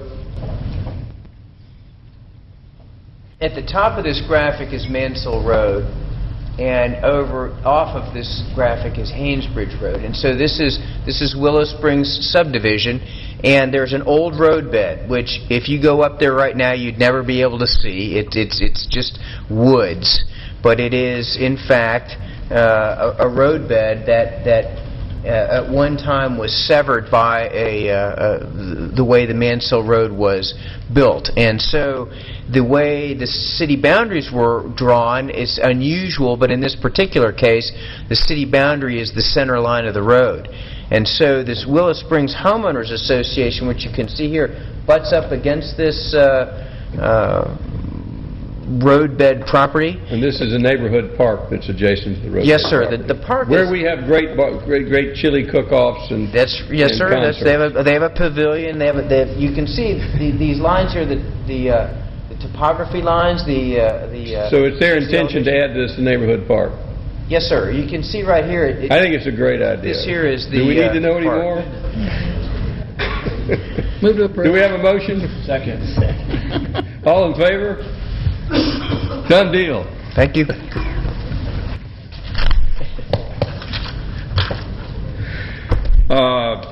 We have a city attorney's report. Thank you, Mayor. I have a recommendation for closure to discuss personnel litigation and acquisition of real estate. Do we have a motion for closure? Motion by Councilmember DiPolito. Do we have a second? Second by Councilmember Diamond. All in favor, raise your hands. Passes unanimously. We have a work session in room 220 with my old law school buddy, Jim Pinnell.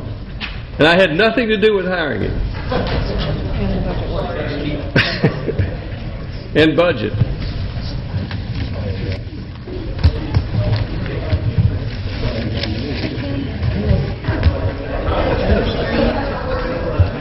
I get to keep this.